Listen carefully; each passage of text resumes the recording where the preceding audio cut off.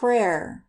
Then, O my most sweet Lady, if thy office is, as William of Paris says, to interpose as a mediatrix between the sinner and God, I will say to thee with St. Thomas of Villanova: Ah, then, O our advocate, fulfill thy office. Fulfill at once thy office also in my behalf.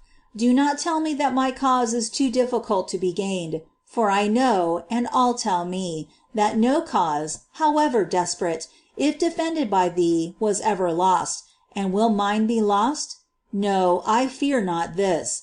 I have only to fear, when I behold the multitude of my sins, that thou wilt not undertake my defense.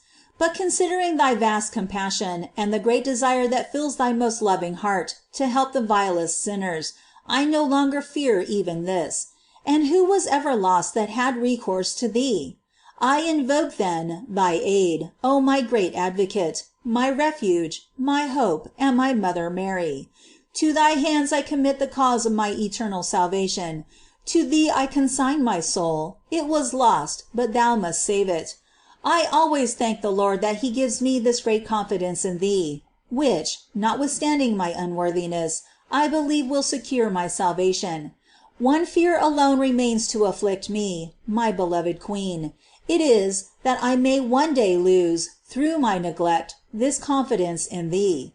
Therefore I pray thee, O Mary, by all thy love for thy Jesus, to preserve and increase more and more in me this most sweet confidence in thy intercession, by which I certainly hope to recover the divine friendship, which I have hitherto so foolishly despised and lost.